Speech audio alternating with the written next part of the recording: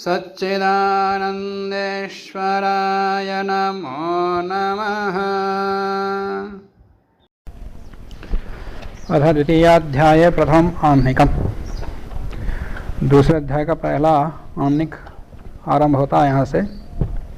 उसके अंदर पहला सूत्र है रूप रसगंध स्पर्शवती पृथ्वी। इसकी उत्थानिका के रूप में कहते हैं कि द्वितीयाध्यायस्य प्रथमाह्निकस्य नवानां द्रव्याणां लक्षणम् अर्थः। पहले अध्याय में क्या क्या वर्णन हुआ? 6 प्रकार के पदार्थों का उद्देश्य और उनके अंदर उनमें से द्रव्य, गुण, कर्म और सामान्य का भी हुआ और साथ में विशेष का भी हो जाता। तो इनका लक्षण बता दिया। इसके पश्चात जो सबसे पहले उद्देश्य द्रव्य है, द्रव्य 9 प्रकार के हैं, वो भी बता दिया। द्रव्य के लक्षणों में द्रव 9 प्रकार के हैं। उनमें सबसे पहला उद्देश्य पृथ्वी। तो 9 प्रकार के द्रव्यों का और ईश्वर, आकाश, काल, दिक्, इनकी भी चर्चा यहाँ पर इस अध्याय में करेंगे। द्वितीयाध्यायस्य प्रथमाह्निकस्य नवानां द्रव्याणां लक्षणम् अर्थः। 9 द्रव्यों का लक्षण यहाँ बताएंगे। और तत्र उनमें भी पृथिव्यप्तेषां लक्षण प्रकरणम्, उनमें सबसे पहले पृथ्वी, जल और अग्नि, इनका लक्षण प्रकरण पहले आता। और उसके बाद ईश्वर सिद्धि प्रकरण, ईश्वर की सिद्धि प्रकरण आएगा। फिर आकाश अनुमान प्रकरण, फिर आकाश का अनुमान करना। पृथ्वी, अप, तेज, तो पृथ्वी, जल और अग्नि और आकाश का भी, वायु का अलग से आएगा। तत्र प्रथमोद्दिष्टायाः पृथिव्याः लक्षणम् आह। तो उनमें भी सबसे पहले उद्दिष्ट पृथ्वी है, तो उसी का लक्षण यहाँ पहले कहा है रूप रसगंध स्पर्शवती पृथ्वी। तो पृथ्वी का लक्षण क्या बता दिया? जो रूप वाली हो, रस वाली हो, गंध वाली हो और स्पर्श वाली हो, उसको पृथ्वी कहते हैं। जब ये गंधवती पृथ्वी, गंध वाली को पृथ्वी कहते हैं। यह मुख्य लक्षण है। साथ में ये भी जोड़ दिया, ये गौण लक्षण नहीं है, ये भी मुख्य लक्षण ही है। रूप वाली, रस वाली आदि आदि।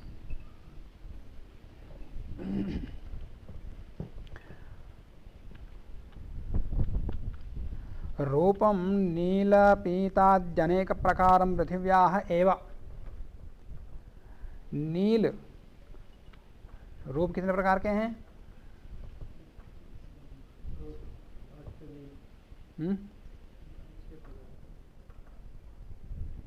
7 प्रकार हैं चित्र के 7।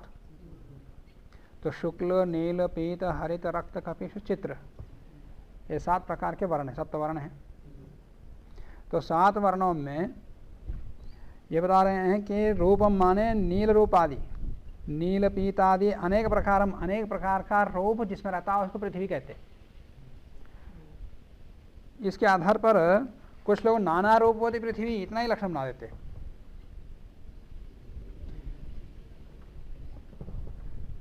तो रूप में सबसे पहले शुक्ल है। तो शुक्ल गुण 2 प्रकार का, भास्वर, अभास्वर। भास्वर शुक्ल गुण किसका है? भास्वर माने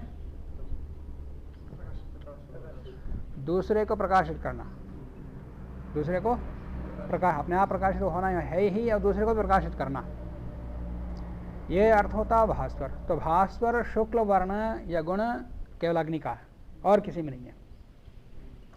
और अभास्वर शुक्ल वर्ण में वो भी 2 प्रकार का है, शुद्ध और अशुद्ध, या स्वच्छ अस्वच्छ।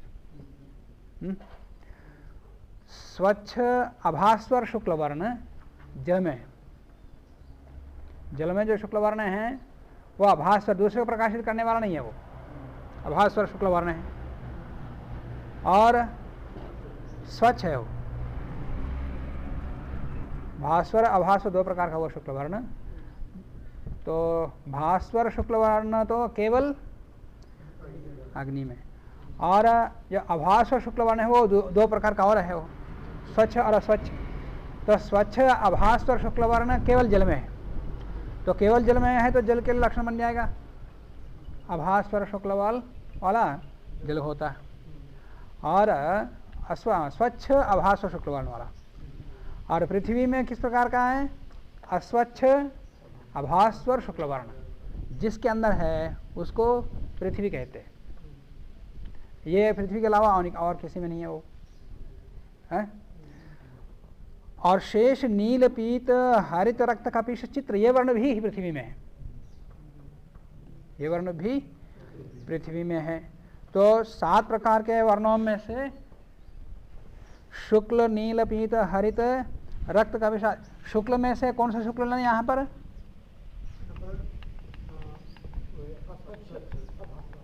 हाँ, अस्वच्छ अभास्वर शुक्ल ही लेना यहाँ पर। अस्वच्छ अभास्वर शुक्ल वर्ण के साथ में नील पीत हरित रक्त कपिश चित्र वर्ण, ये सब जिसके अंदर हो उसको पृथ्वी कह सकते हैं। और पृथ्वी के अलावा और कहीं नहीं रहते ये, क्योंकि पृथ्वी और जल में तो स्वच्छ अभास्वर शुक्ल वर्ण है, और अग्नि में भास्वर शुक्ल वर्ण, और आगे कोई रूप है ही नहीं किसी में, वायु आदि में। तो हम नाना रूपवती पृथ्वी कह सकते, अनेकों वर्ण जिसके अंदर हों। कई सारे आचार्य ने लक्षण बनाया भी है, नाना रूपवती या विविध रूपवती पृथ्वी। विविध रूप में शुक्ल में से शुक्ल तात्पर्य शुक्ल ही नहीं लेना, शुक्ल विशेष शुक्ल कौन सा? अस्वच्छ अभास्वर शुक्ल वर्ण के साथ में नील आदि जिसके अंदर वर्ण जिसके अंदर हो उसको पृथ्वी कहते हैं। तो इसलिए ये कह रहे हैं कि रूपम नीलपीताद अनेक प्रकारम पृथिव्याः एव, पृथ्वी का ही लक्षण ये, रूपम नीलपीतादि अनेक प्रकार के रूप जिसके अंदर रहते हैं उसको पृथ्वी का ही कहते हैं, ये पृथ्वी का लक्षण है। तथा च नील रूप, तो इसलिए लक्षण ये बन सकता, नील रूप समानाधिकरण द्रव्यत्व व्याप्य जातिमत्वम लक्षणम पृथिव्याः लक्षणम, पृथ्वी लक्षण ये बनेगा। नीलमल नील आदि ले लो, नील रूप समानाधिकरण मतलब नील जिसके अंदर रहता हो उसी में ही एक रहने वाली एक जाति है। नील रूप समानाधिकरण जाति जिसके अंदर रहती हो, जाति मत्वम ऐसा अंतिम विशेषण है। तो नील रूप समानाधिकरण द्रव्यत्व, द्रव्यत्व जाति यही है, नील रूप के समानाधिकरण रहने वाले जो द्रव्यत्व जाति, द्रव्यत्व जाति के साक्षात व्याप्य जो जाति, साक्षात व्याप्य जाति कौन है? अपर जाति, साक्षात व्याप्य अपर जाति मत्वम, अपर जाति जिसके अंदर हो वही पृथ्वी है, वही पृथ्वी का लक्षण है, पृथिव्याः लक्षणम है। एवं इसी प्रकार से केवल नील ले लिया, नील आदि रूप के लिए हो जाएगा नील आदि रूप समानाधिकरण द्रव्यत्व साक्षात व्याप्य अपर जाति मत्वम पृथिव्याः लक्षणम, ऐसा रूप को लेकर के लक्षण बना पृथ्वी का। अब रूप रस, रस को लेकर के भी लक्षण बनेगा। तो रस के विषय में एवं रसः कटु कषायादि अनेक प्रकाराः पृथिव्यामेव, के रस कितने प्रकार के? 6 प्रकार के रस हैं, 6 रस।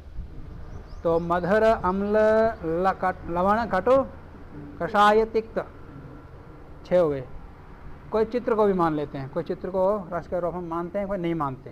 कोई चित्र भिन्न भिन्न प्रकार के जिसके अंदर रस हो, कोई मानता कोई नहीं मानता। तो 6 प्रकार के रस हैं मधुर आदि। और फिर मधुर रस भी 2 प्रकार का, व्यक्त और अव्यक्त। अव्यक्त मधुर रस केवल जल में है, जल के अंदर मधुर रस है पर व्यक्त नहीं है। फिर कैसे व्यक्त नहीं, फिर कैसे पता लगता है कि जल में खारापन है क्या, कटुपन है क्या, अम्लपन है क्या? तो 6 रसों में से 5 रसों में से कोई भी रस नहीं है, इसमें कौन है फिर? मधुर एक ही है। समझ गया? मधुर, अम्ल, लवण, कटु, कषाय, तिक्त, 6 रस हैं। 6 में से अम्लपन है क्या जल में? नहीं है। लवण है क्या? नहीं है। कटु है क्या? नहीं है। कषाय है क्या? नहीं है। तिक्त है क्या? नहीं है। तो बचा क्या? मधुर है। इनमें से 6 में से एक भी नहीं है ऐसे नहीं कह सकते, कोई तो एक रहेगा। तो 5 नहीं है तो छठा एक मधुर रस होगा, पर व्यक्त नहीं है। इस प्रकार से अनुमान से जान लेते हैं ये अव्यक्त मधुर रस केवल जल में है। और व्यक्त, हाँ, अव्यक्त मधुर रस केवल जल में है और व्यक्त मधुर रस पृथ्वी में है। व्यक्त मधुर रस पृथ्वी में।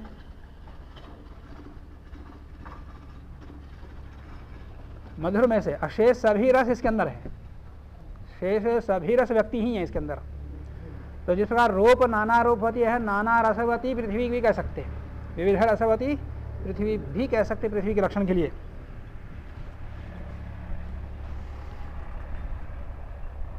तो एवं रसः कटु कषायादि अनेक प्रकाराः पृथिव्या में, पृथ्वी में ही रहते हैं, अन्यत्र कहीं नहीं है। इसलिए तथा च लक्षण ये बना सकते हैं कटु समानाधिकरण द्रव्यत्व व्याप्य जाति मत्वम लक्षणम, यही बन सकता है। माने कटु में कटु आदि रसों के समानाधिकरण में रहने वाले जो द्रव्यत्व जाति, उस द्रव्यत्व जाति से साक्षात व्याप्य जो अपर जाति वाली है वही पृथ्वी है।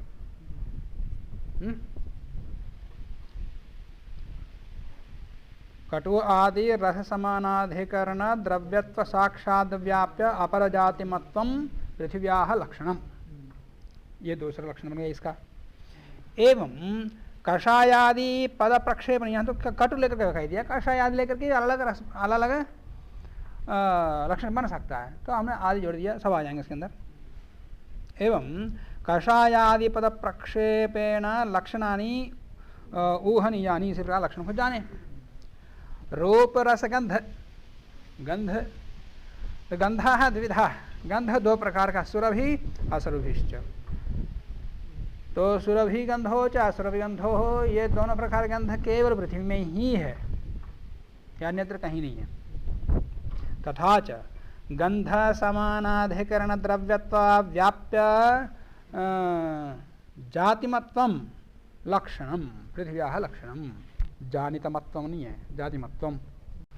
गंध के समानाधिकरण में रहने वाली जो द्रव्यत्व जाति, उस द्रव्यत्व जाति के साक्षात व्याप्य जाति वाली माने पृथ्वीत्व जाति वाली कौन? पृथ्वी है। पृथ्वीत्व जाति वाली पृथ्वी है। तो अंतिम जो जाति मत है पृथ्वीत्व ही है, और वो पृथ्वीत्व जाति कैसी है? द्रव्यत्व साक्षात व्याप्य है। तथा गंध समानाधिकरण, गंध असमानाधिकरण, गुण असमानाधिकरण, जात्यधिकरण द्रव्यत्वम द्रष्टव्यम, इससे ये जानना चाहिए। गंध समानाधिकरण, गंध के समानाधिकरण में रहने वाली कोई जाति, और गंध असमानाधिकरण गुण, गंध के समानाधिकरण में ना रहने वाला गुण। ऐसे गुण के असमानाधिकरण में, गुण के समानाधिकरण ना रहने वाली जो जाति, ऐसे जाति का अधिकरण वाला द्रव्यत्व ही पृथ्वी है। द्रव्यत्वम द्रष्टव्यम, ऐसा द्रव्यत्व यहाँ देखना चाहिए। द्रव्य गुण कर्म में से द्रव्य, तो यहाँ पर जो कहा था कि नील रूप समानाधिकरण द्रव्यत्व जो कहा था, वो द्रव्यत्व किस प्रकार का, किस प्रकार का द्रव्यत्व रहना चाहिए? द्रव्यत्व तो द्रव्य गुण कर्म सब में है, 9 प्रकार द्रव्यों में है द्रव्यत्व जाति, पर यहाँ हम केवल पृथ्वी के लक्षण बना रहे हैं। तो पृथ्वी के लक्षण बनाते समय किस प्रकार की द्रव्यत्व जाति लेनी है? जो गंध के समानाधिकरण वाली हो जाति, और गंध के समानाधिकरण ना रहने वाला जो गुण, गुण के समानाधिकरण में ना रहने वाला है, गुण से क्रिया भी आ जाएगी, गुण के समानाधिकरण में ना रहने वाला, ऐसे द्रव्यत्व को यहाँ लेना।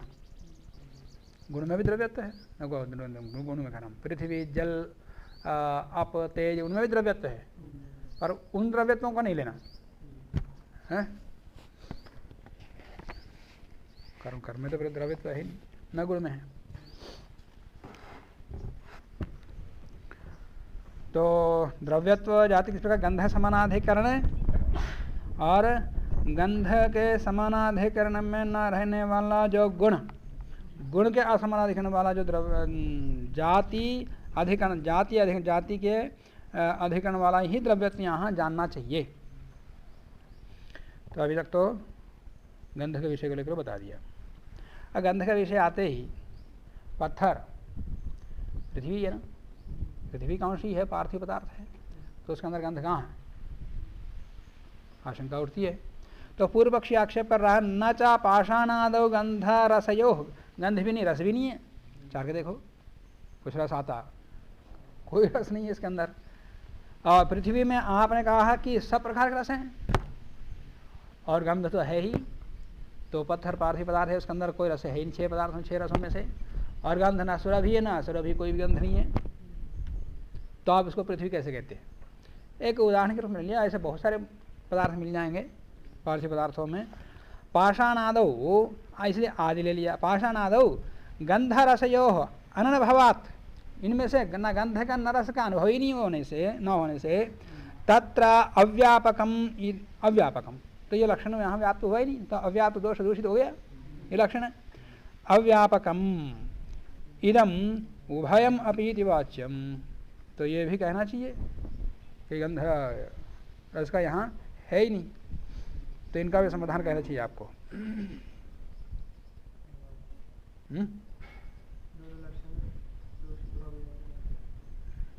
दोनों लक्षण, हाँ, ना वाचम ऐसा नहीं कहना चाहिए।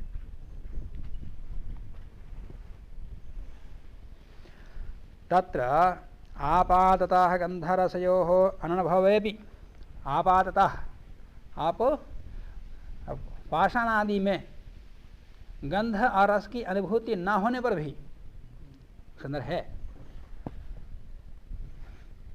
न होने पर भी उसके अंदर है।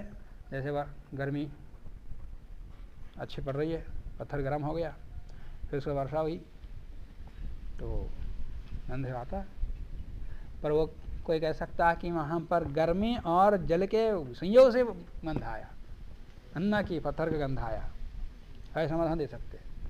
गर्मी काल से उष्णता आ गई पत्थर में, पाषाण में, और ऊपर से पानी गिरा, तो उन दोनों के संयोग से द्रव गंध उत्पन्न हुआ, ना कि पृथ्वी वो पत्थर का वो गंध है, ऐसा कह सकता है।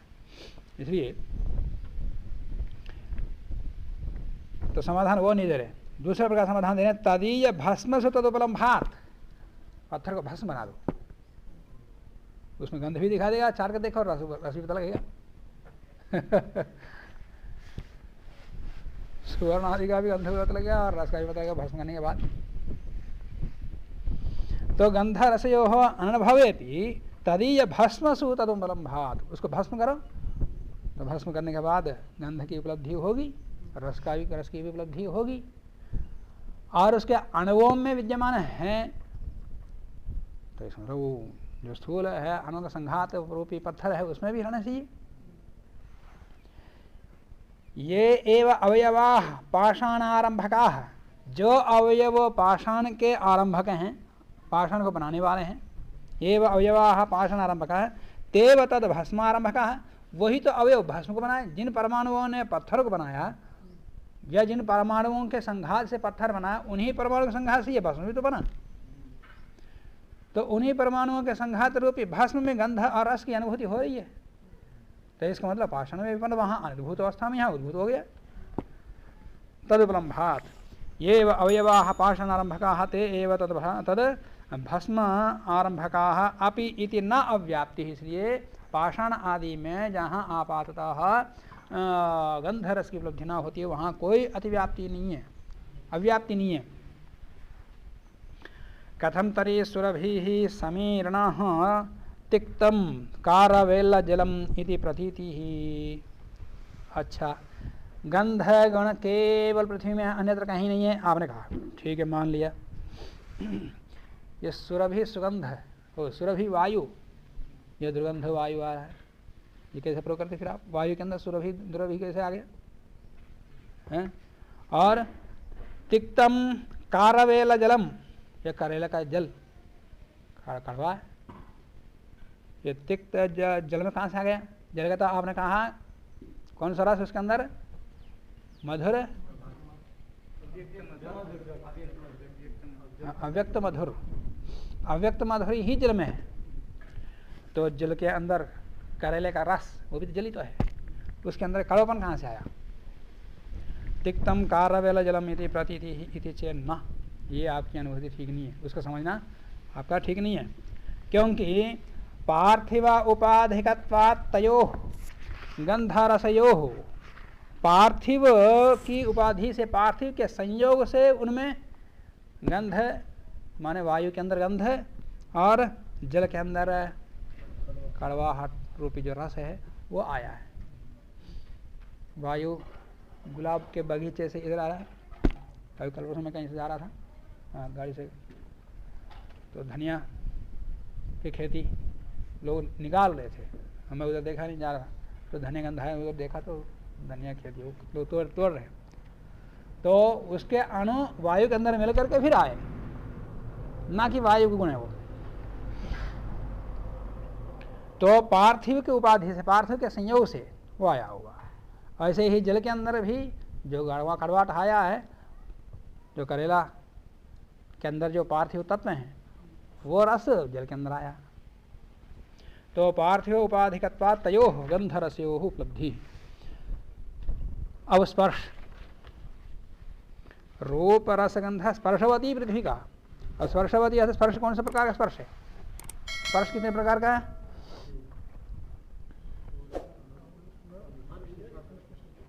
उष्ण शीत अनुष्ण शीत। तो स्पर्शोपि अनुष्णाशीतः पाकजः पृथिव्यामेव। उष्ण स्पर्श केवल अग्नि में है, और शीत स्पर्श केवल जल में है, और अनुष्ण शीत वायु में है, और अनुष्ण शीत पृथ्वी में भी है। तो अनुष्ण शीत दो प्रकार हो गया। अनुष्ण शीत एक अपाकज है, एक पाकज है। अपाकज अनुष्ण शीत वायु में है, अपाकज अनुष्ण शीत स्पर्श गुण वायु में है, और पाकज अनुष्ण शीत स्पर्श केवल पृथ्वी में है। तो यहाँ पर रूप रसगंधा स्पर्शवती से, स्पर्श शब्द से कौन सा स्पर्श लेना है? पाकज अनुष्ण शीत स्पर्श मात्र लेना, बस शेष कोई स्पर्श यहाँ लेना ही नहीं। तो स्पर्शोपि अनुष्णा अशीत पाकजः पृथिव्याम एव, इसी में है, तो इसी यहाँ स्पर्श से यही लेना। तथा च, फिर इसका भी लक्षण बनेगा पाकज स्पर्श समानाधिकरण द्रव्यत्व व्याप्त जातिमत्वम लक्षण। पाकज स्पर्श के समानाधिकरण में, एक ही अधिकरण में रहने वाली जो द्रव्यत्व जाति, उस द्रव्यत्व जाति का साक्षात व्याप्य जाति वाली, माने वायुत्व जाति वाली, जाति वायुत्व स्पर्शत्व जाति वाला नहीं, वो वायुत्व जाति वाला वायु है, नहीं पृथ्वी है। वायुत्व कह रहा स्पर्श है, स्पर्शत्व पृथ्वी का लक्षण है ना। तो स्पर्शत्व जाति वाली पृथ्वी है, यही पृथ्वी का लक्षण है। पाकजत्वम च, या पाकजत्व किसको कहते हैं? पाकजत्वम च विशेषांतर व्यंग्यम पृथ्वी स्पर्शः एव। विशेषांतर व्यंग्यम माने कहीं पर स्पर्शांतर व्यंग्य और स्पर्शांतर अव्यंग्यक दो प्रकार का है। कौन? अनुष्ण शीत स्पर्श दो प्रकार का। अनुष्ण शीत स्पर्श को पाकज अपाकज के रूप में कर सकते हैं विभाग। अनुष्ण शीत स्पर्श को स्पर्शांतर व्यंजक और स्पर्शांतर अव्यंजक, माने दूसरे स्पर्श से व्यक्त होने वाला और दूसरे स्पर्श से जो व्यक्त ना होने वाला, दो प्रकार का विभाग कर लेते हैं कोई। तो स्पर्शांतर जो व्यंजक है वो वायु में, वायु के अंदर शीत गुण है। वायु के अंदर कौन सा गुण है? अनुष्ण अनुष्ण शीत स्पर्श। तो अनुष्ण शीत है, पर शीत कैसे पता लगता? ठंडी लग रही ना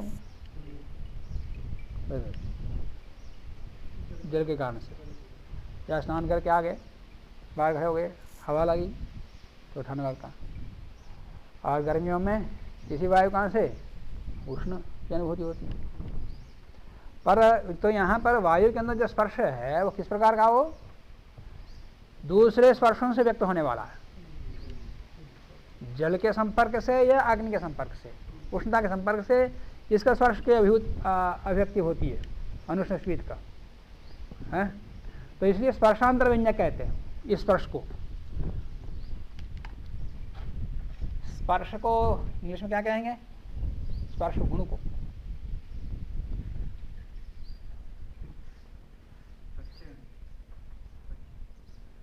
टेम्परेचर,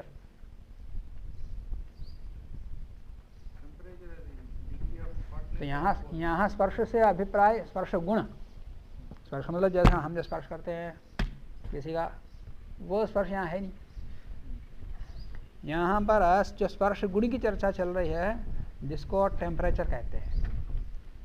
यहाँ स्पर्श से क्या ले रहे हैं? शीत, उष्ण, अनुष्ण शीत। इसमें टेम्परेचर तो हुआ, माने गर्मी कम है, गर्मी कम है तो शीत है, गर्मी ज़्यादा है तो उष्ण हो गया, और कभी अनुष्ण शीत भी रहता। तो यहाँ स्पर्श से वो अर्थ लेना, ये जो हम स्पर्श करते वो नहीं।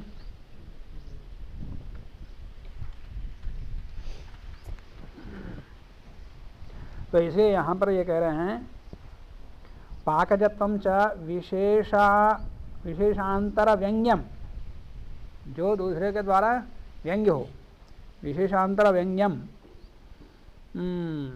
पृथ्वी स्पर्श एवं, माने किसी दूसरे से व्यंग्य ना होने वाला जो स्पर्श गुण है वो पृथ्वी में ही है। दूसरे से व्यंग्य होने वाला गुण तो वायु में, और दूसरे से व्यंग्य ना होने वाला स्पर्श गुण पृथ्वी में। क्योंकि पृथ्वी में जो भी स्पर्श है वो किसी की अपेक्षा नहीं है, वो स्वयं शीत और आदि का, अशीत और अनुष्ण का ज्ञान हो जाता। तो विशेषांतर व्यंग्यम पृथ्वी स्पर्श एव। विशेषांतरम च शिरीष लवंगी कुसुमादो स्पर्श विशेषे स्फुटतरम। विशेषांतरम च, विशेषांतर क्या है? शिरीष, लवंग, कुसुमादि जो सुगंधित वृक्ष विशेष हैं, उनके कुसुमादो स्पर्श विशेष है। उसके अंदर स्पर्श विशेष होने पर वहाँ तो स्पष्ट ही है, न तो एवं जलादि स्पर्श है, पर जलादि स्पर्श में ऐसा नहीं है। वहाँ तो किसी से अभिव्यक्ति ही किसी से ही होता, अन्य की सहायता से ही होता, स्वयं नहीं होता। यद्यपि अवयविनी पाकाद अग्नि संयोगात स्पर्शादयाः न जायन्ते, तथापि तत् परंपरा प्रभवतया तत्रापि वैजात्य विशेषो अनुसरणीयः।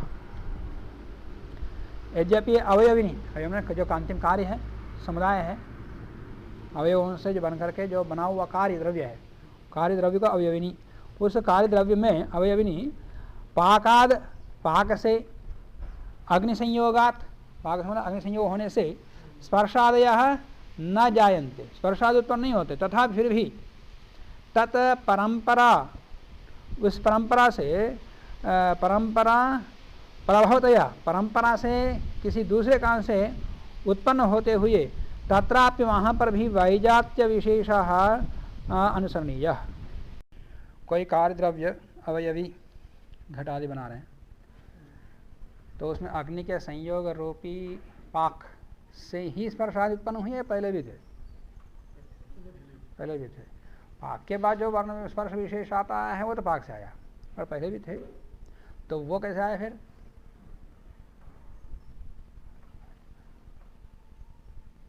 तो उसके लिए पाकजत्वं च विशेषांतर व्यंग्यम हो गया।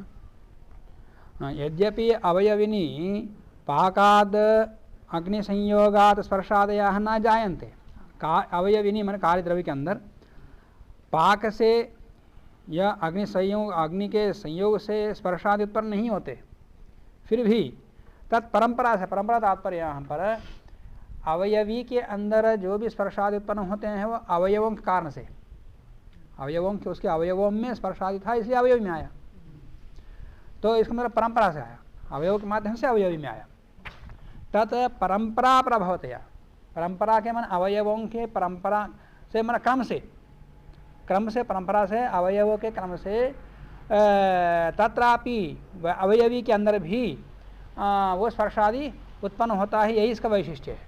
वैजात्य विशेषाः अनुसरणीय, यही वैशिष्ट्य वहाँ जान लेना चाहिए।